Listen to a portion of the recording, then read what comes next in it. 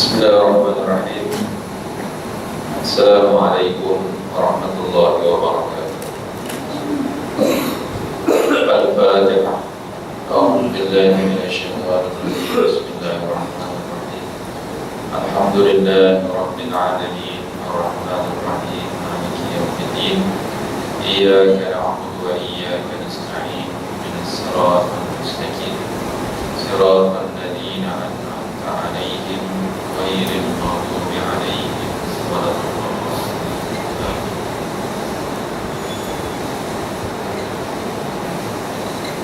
Alhamdulillah ala fitratil Islam wa kalimatil ikhlas wa ala dini nabiyyina Muhammadin sallallahu alaihi wasallam wa ala millati abina Ibrahim hanifa wa ma kana minal musyrikin.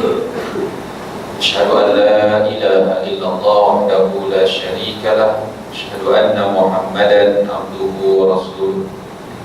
Fa inna afdalal hadis kitabullah wa khairul hadi hadi Muhammadin sallallahu alaihi wasallam wa syarrul umuri muhdatsatuha wa kullu muhdatsatin bid'ah wa kullu bid'atin dhalalah wa kullu dhalalatin finnar, atau kama qala Rasulullah sallallahu alaihi wasallam. Saya muliakan Tuan Imam, hormati ahli jawatan kuasa masjid, ketua kampung, tuan-tuan haji, sidang hadirin yang dirahmati Allah sekalian. Alhamdulillah, syukur kepada Allah Subhanahu wa taala, pada malam ini kita masih lagi diberikan kekuatan untuk hadir dalam majlis ilmu. Mudah-mudahan majlis ini akan mendapat keberkatan daripada Allah Subhanahu wa taala. Kita menyambung dalam kitab Asas Aqidah Islam di muka surat 74, masih lagi berkenaan dengan pembicaraan 5 sifat salbiyah, dan kita telah pun membicarakan tentang sifat mukhalafatuhu lil hawadis, yakni berlainan Allah itu dengan segala yang baharu, ya. Berlainan Allah daripada segala yang baharu. Qala al-musannif rahimahullah, tegasnya Allah itu mempunyai segala sifat kesempurnaan kerana dialah Khaliq, yakni pencipta. Sebab itu ia tidak sebanding dengan makhluk yang kena jadi. Maknanya Allah tidak boleh sama dengan benda yang dia cipta, dan Allah itu bersifat penuh dengan kesempurnaan, ya. Allah tidak serupa dengan yang lain tentang zatnya. Apa maknanya? Yang pertama, Allah bukan jauhar atau jirim ataupun benda. Jangan tanya saya lagi, Allah ni apa? Disebut Allah itu bukan jirim, bukan benda. Cukup, jangan berjaga banyak sangat. Yang kedua, Allah bukan na'rad, iaitu sifat yang menampung pada jirim. Ya, ada sifat lagi atas jirim itu. Dan Allah bukan na'rad, bukan sifat ke atas jirim itu. Yang ketiga, Allah bukan bergerak ataupun diam. Bila kita kata Allah bukan bergerak atau diam, bermakna Allah ni macam mana? Allah lah. Jangan tanya lagi. Ada tanya kalau dia tak bergerak, dia tak diam. Bergerak pun tidak, diam pun tidak. Apa dia? Allah. Dia yang tak bergerak langsung dapat terbang. Maknanya masih tak jumpa lagi, belum jumpa. Jadi kita tak tahu kat mana. Tapi Allah tahu. Dia itu. Ya, tuan-tuan jangan panik dalam bab ni. Ya, Allah tahu di mana. Itu semua di bawah kekuasaan Allah. Yang keempat, Allah bukan kecil ataupun besar, tetapi Allah sifatnya maha besar. Faham tuan-tuan? Itu sifat dia. Yang seterusnya, Allah tidak serupa dengan yang lain tentang sifatnya. Allah tidak serupa dengan yang lain tentang sifatnya. Yang pertama, Allah tidak naik dan tidak turun. Tuan, bukan macam saham naik, lepas tu dia turun tak naik-naik. Ya. Allah dia tidak naik dan tidak turun. Dan yang kedua, Allah tidak datang dan tidak pergi. Sifat Allah. Dan Allah tidak duduk di atas sesuatu. Ya. Kemudian, walaupun ada perbahasan bahawa Allah duduk di singgah sananya dalam Quran tu kan, tetapi bila kata duduknya Allah itu bukan sama macam duduknya kita dulu. Cuma maksud faham kita bila kata duduk tu macam kita duduk sekarang ni lah. Tetapi kita tak boleh kata Allah duduk macam kita. Macam mana tu? Tentang apa ni? Sifat duduknya tu tak sama sifatnya macam kita duduk. Sebab Allah laisa kamitslihi syai'un. Allah tu tak sama pun dengan sesuatu. Dan yang keempat, tidak ada pula sesuatu yang lain menumpangnya. Allah ni tak ada benda menumpang atas dia. Dan dia pula tidak menumpang ke atas orang lain ataupun makhluk lain. Ini Allah. Allah tidak serupa dengan yang lain tentang perbuatannya. Apa yang tidak serupa Allah? Perbuatan Allah tidak bergantung kepada yang baharu, yakni makhluk. Allah tak bergantung dengan makhluk. Tuan-tuan kalau tak sembahyang pun Allah tak kurang langsung, dan Allah tak lebih. Bagi faham. Supaya kita ni faham. Jangan kata kalau kita tak sembahyang ni maka Allah pun tak kuat. Ada. Tak sembahyang pun tak apa kita kalau tak nak sembahyang. Tapi kena tunggulah azab daripada Allah. Itu je. Tujuan kita sembahyang ni bukan kerana sifat kita tu, kerana kita takut Allah terlemah, maka kita pun sembahyang. Jadi Allah tu bila kita sembahyang, Allah tu kuat. Bukan, tuan-tuan. Jangan faham macam tu. Allah tak kurang sikit pun. Bila kata dalam bab sembahyang ni ada orang sampai tahap macam tu, kalau aku tak sembahyang ni ke Allah lemah. Allah Maha berkuasa, Allah Maha kuat, Allah Maha pemberi rezeki, semua sekali. Bila kata Allah, perbuatannya tidak bergantung kepada makhluk. Makhluk ni kalau tak pergi hospital, dia pun pening kan? Kalau dia sakit. Berbeza dengan Allah Ta'ala.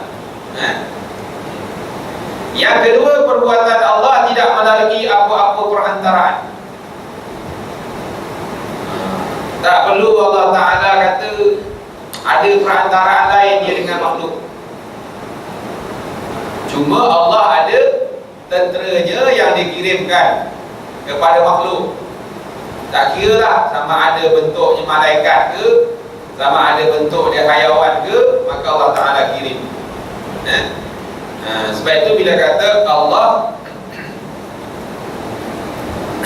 tidak melalui apa-apa perantaraan, itu semua di bawah kawalan Allah.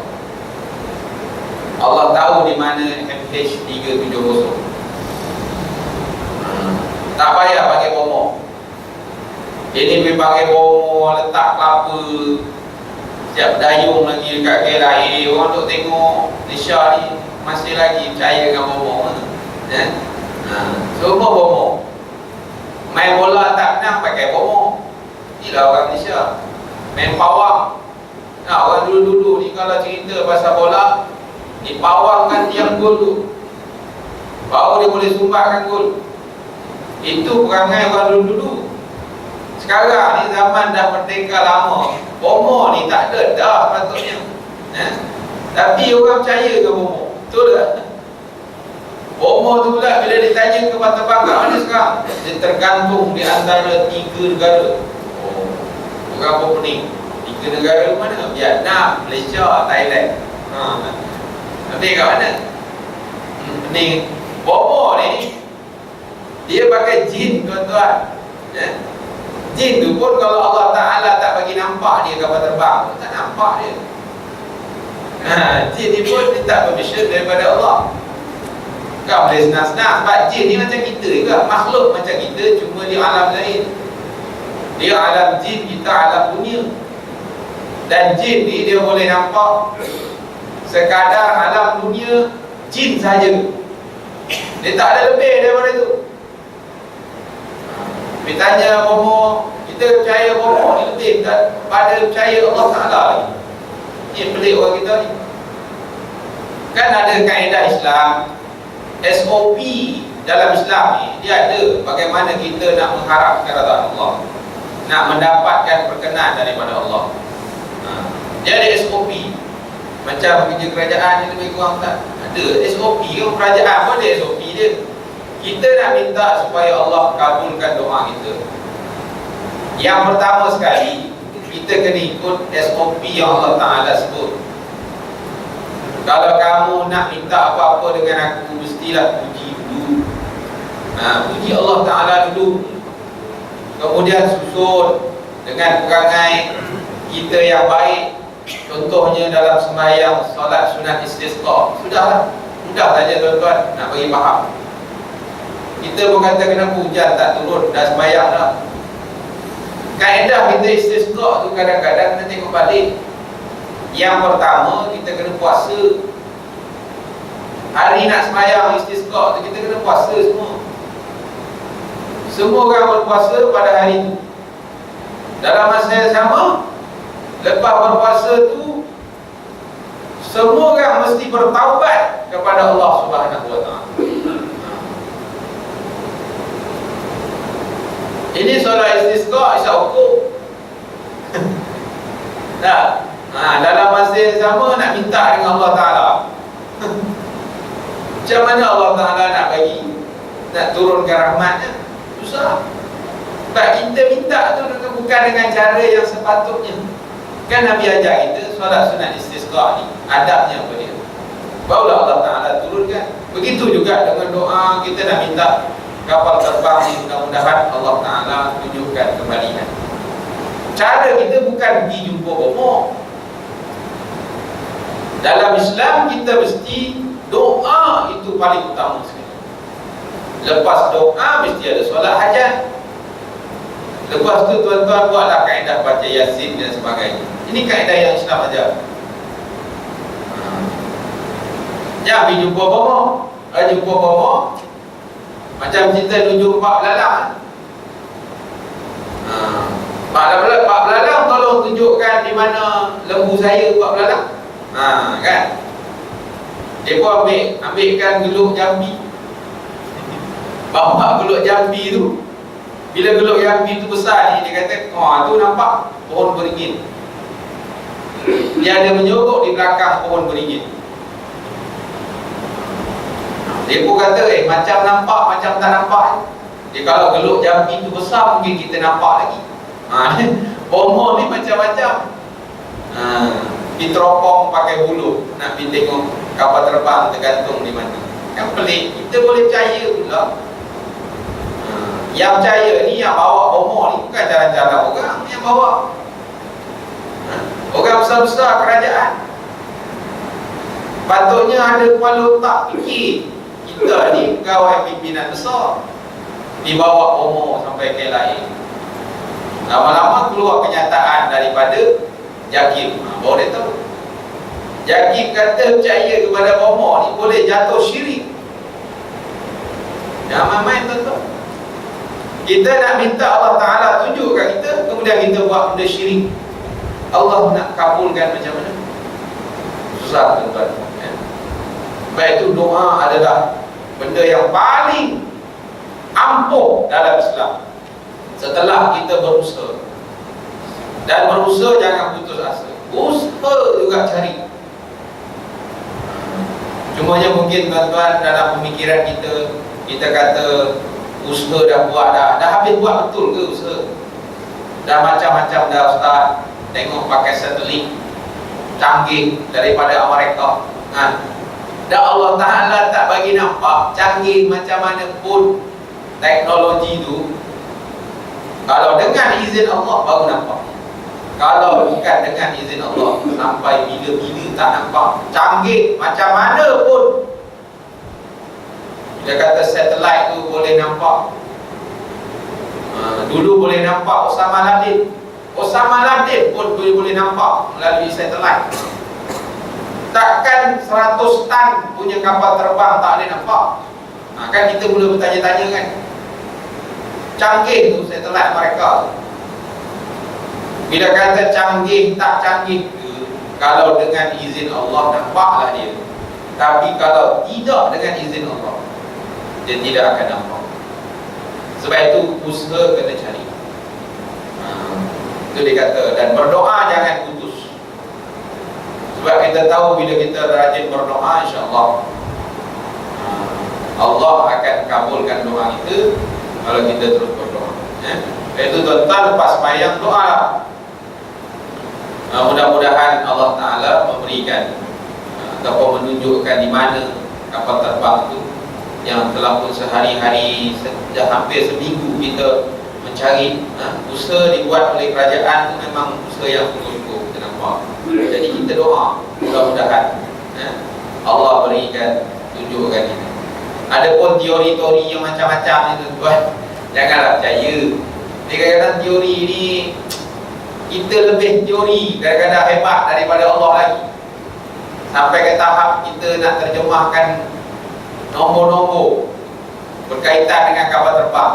Kita pun hantar dekat kawan-kawan kita. Yang tak share nombor ni, orang kaki nombor ikut je.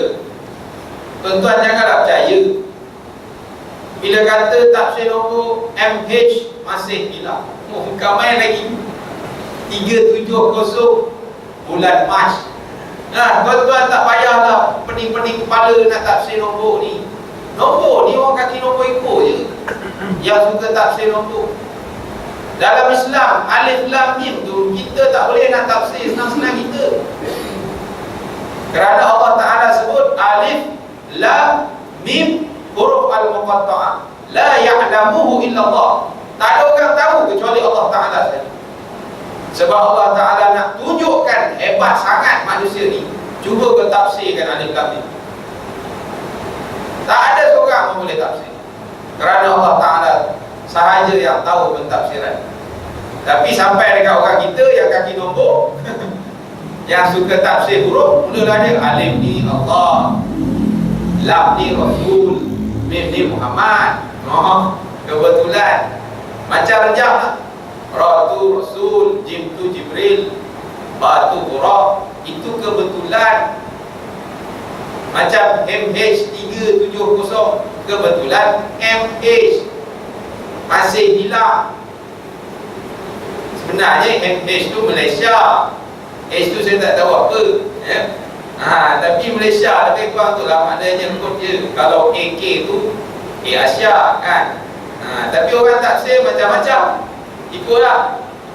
Tapi bila kata jangan sebarkan benda-benda pelik, jadi menyebabkan waris-waris dia rasa terguris, tuan-tuan.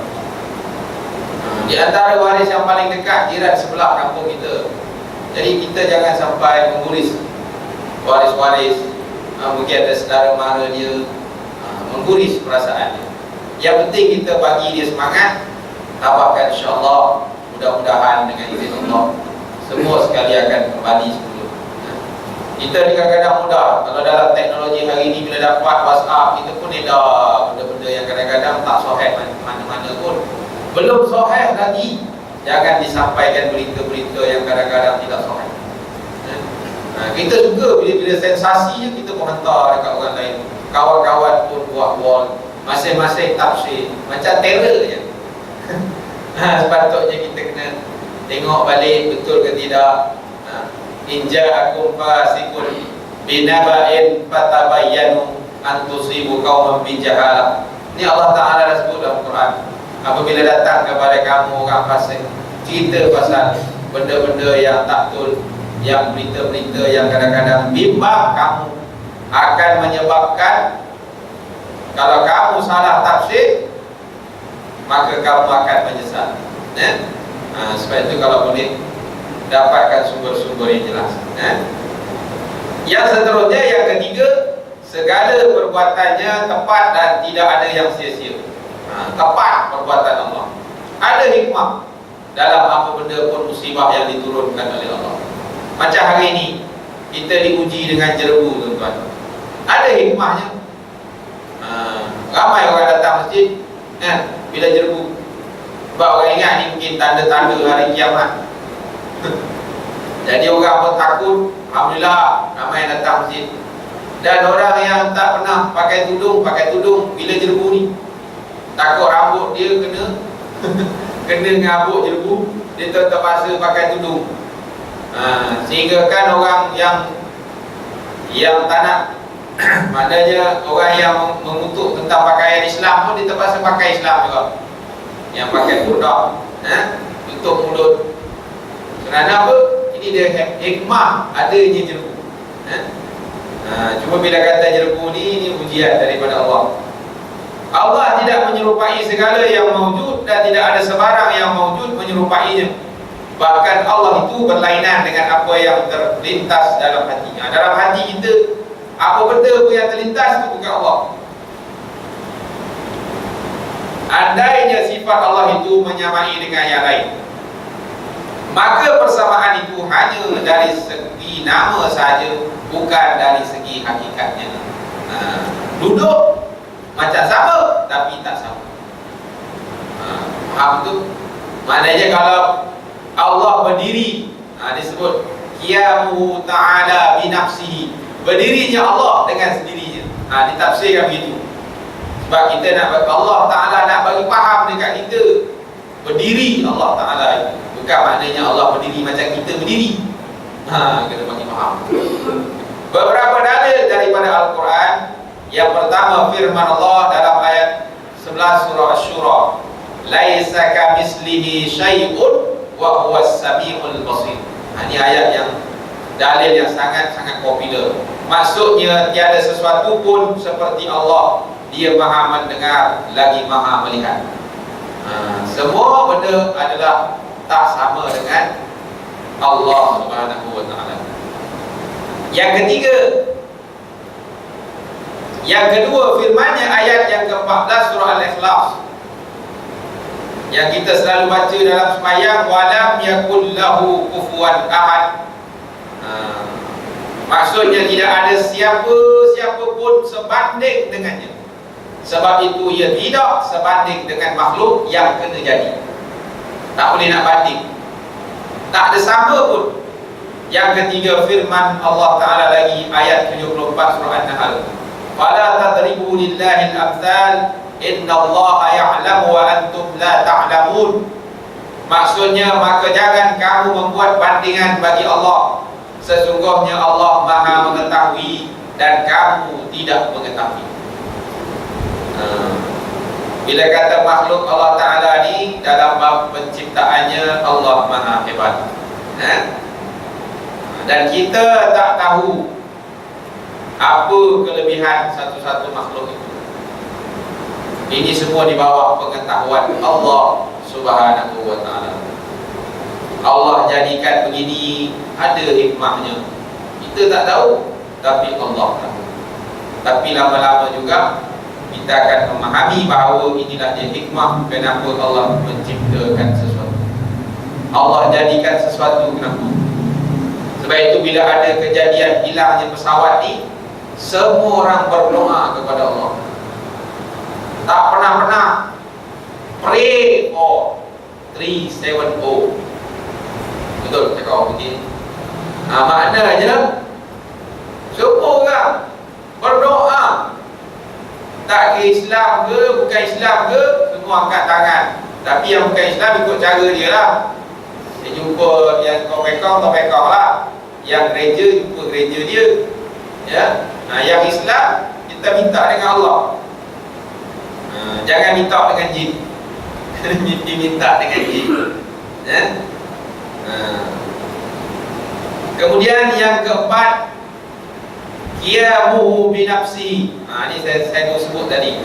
Allah berdiri dengan sendiri, yaitu Allah tidak berkehendak dan memerlukan bantuan daripada sesiapa pun atau berhajat kepada sesuatu yang lain untuk menentukannya, bahkan makhluk sentiasa memerlukan. Macam Islam ni, Allah tak perlu, kita tak perlu nak pindah-pindah Tuhan kita. Tapi ada setengah Tuhan orang bukan Islam, dia terpaksa pindah, dipindahkan pula. Ya? Masuk je perayaan, dia terpaksa pindah, alih Tuhan dia. Balik bercakap dengan dia. Kalau dia tanya kita hebat tak hebat orang Islam, Tuhan Islam hebat, tak payah pindah-pindah. Ya? Tuhan kau ni kena pindah, dan kau pula kena pindahkan. Kadang-kadang boleh kita lihat zaman jahiliah dulu macam ni juga. Tuhannya dibuat daripada buah tamar. Lepas tu Tuhannya dibawa pergi bermusafir. Dalam perjalanan lapar perut. Bila lapar dia ambil sebiji buah tamar yang berbentuk Tuhan dia. Lama-lama habis buah tamar tu, hilang Tuhan dia makan. Ini orang jahiliah. Sebab itu bila berlaku zaman dahulu, bila dikenal balik oleh sahabat-sahabat yang jahiliah dahulu, maka dia dalam keadaan yang ketawa melihat perangai jahiliahnya. Ya? Mereka hebat dari sudut perniagaan, tetapi mereka jahil dari sudut akidah. Allah menjadikan bulan, matahari dan lainnya, tetapi Allah tidak memerlukannya. Allah menjadikan manusia, malaikat dan jin, tetapi Allah tidak memerlukan. Allah tak perlu perlukan jin. Jin tak ada pun tak ada masalah bagi Allah. Manusia ni kalau tak ada pun tak ada masalah bagi Allah. Malaikat kalau tak ada pun tak ada masalah bagi Allah. Kita jangan pening.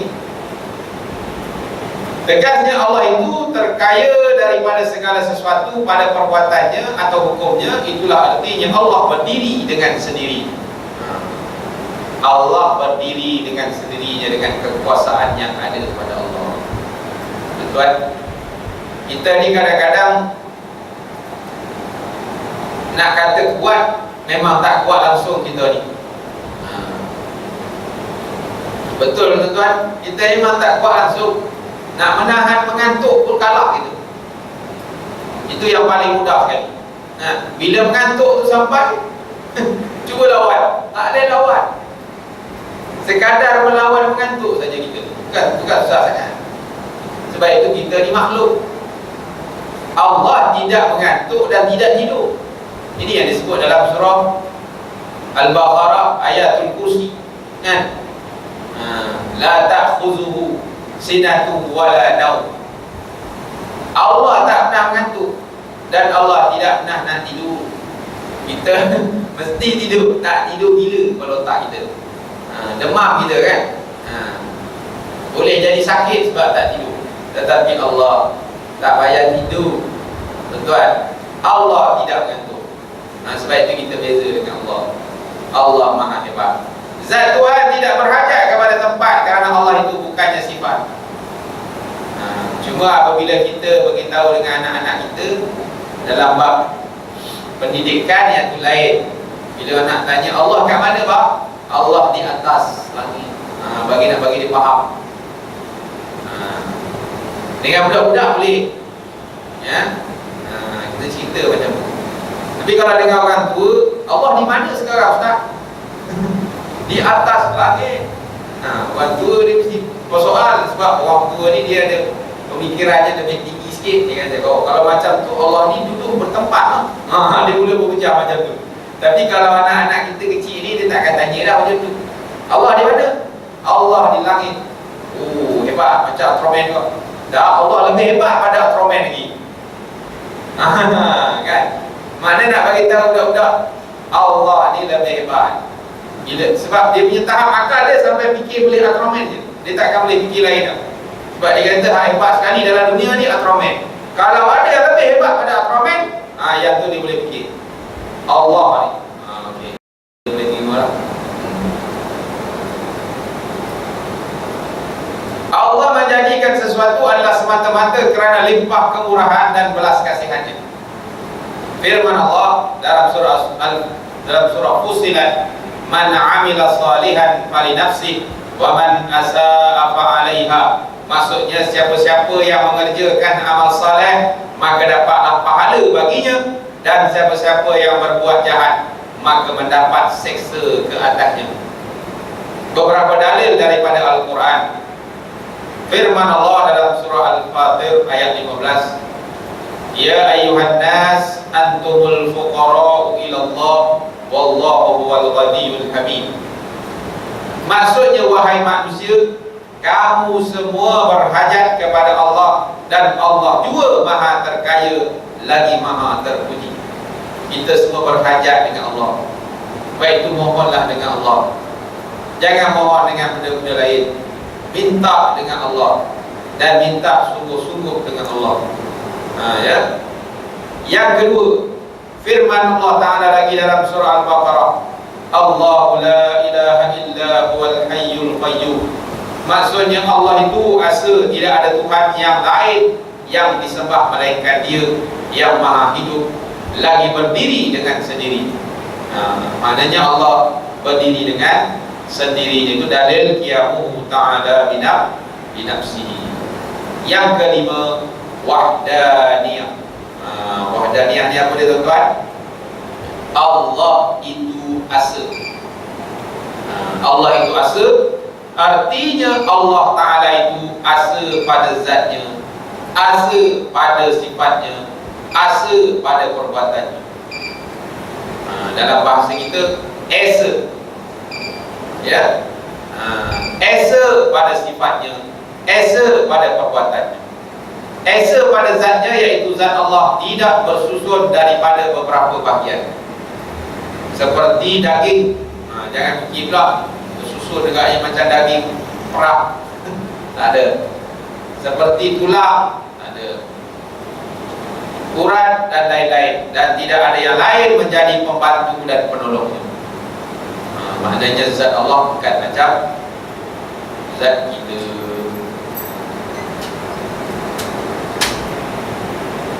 Berhenti saja.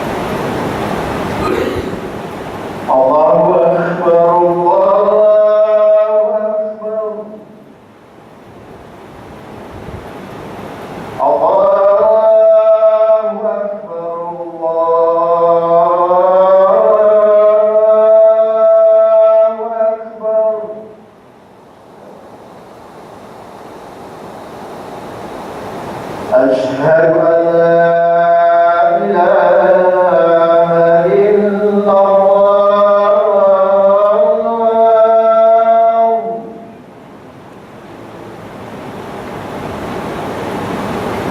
أشهد أن لا إله إلا الله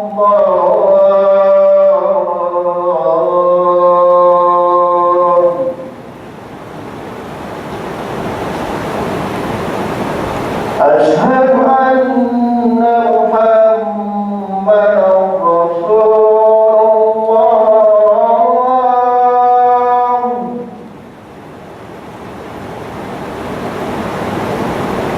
أشهد أن محمدا رسول الله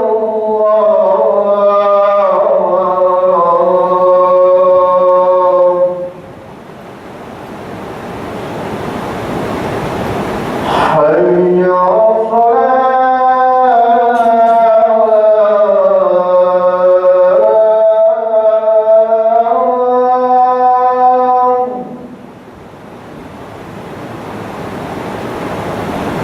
حي على الصلاة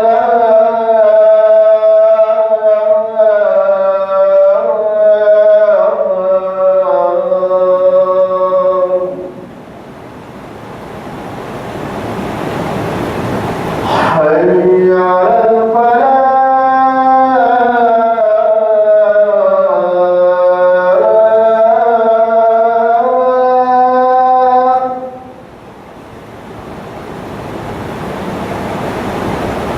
حي على الفلاح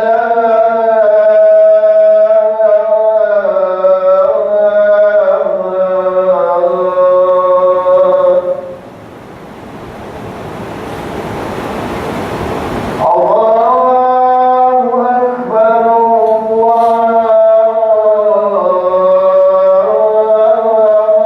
الله أكبر لا إله إلا الله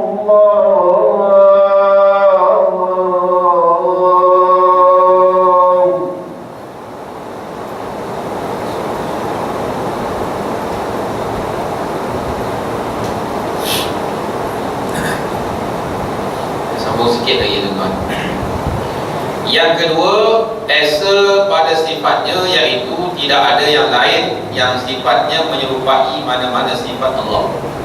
Ini maknanya esa. Esa pada perbuatannya, iaitu perbuatan Allah tidak dibantu oleh yang lain. Allah tak perlu bantuan. Walaupun kita merasakan bahawa ada malaikat Allah ni adalah benda-benda yang Allah Ta'ala jadikan. Kalau tak ada malaikat pun Allah berkuasa untuk sampaikan sesuatu, ya.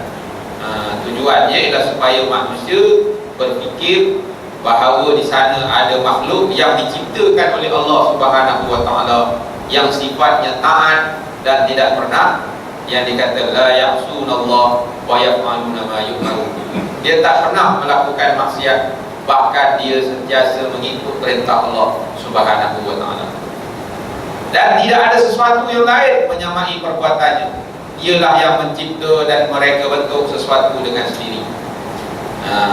Kalau macam kita nak buat bangunan je, lepas kelulusan pelan ni kena hantar ke sini pula, orang lain pula yang melihat, betulkan balik. Dia macam-macam, ya.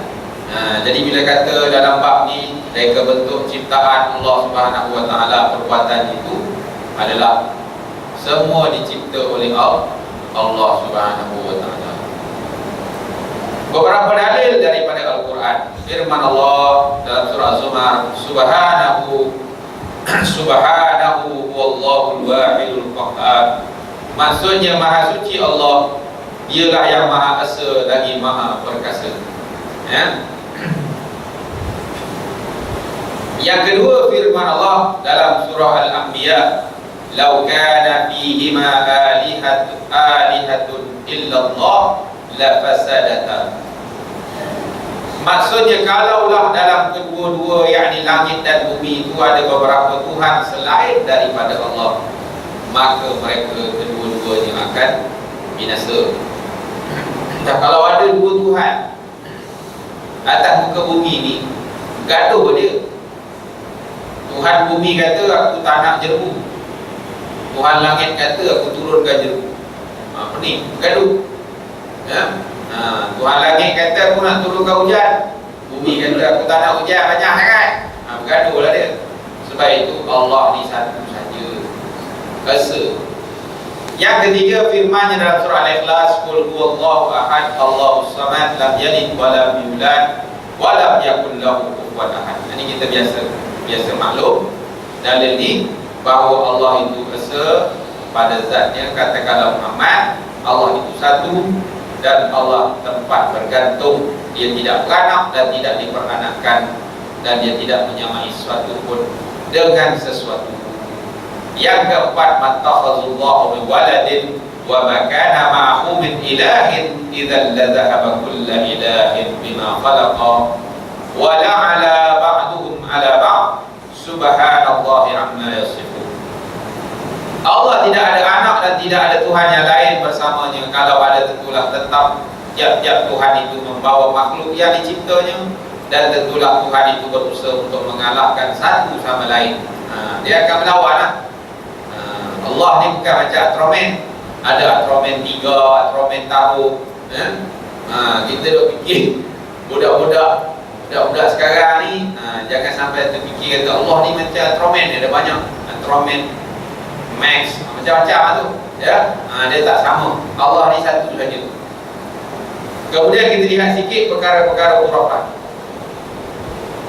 Yang pertama, khurafat itu dalam masyarakat Islam hari ini diantaranya memohon kepada sesuatu yang dianggap keramat atau dapat memberi pertolongan, seperti kubur keramat. Minta sesuatu. Kita ni kalau hilang kapal terbang, jangan pergi ke kubur keramat pula, minta tolong. Kubur keramat, pusat keramat, usu keramat, usut pokok keramat, macam-macam. Eloknya pergi sembahyang dekat masjid taman keramat. Okey, itu tak apa. Jangan pergi jumpa.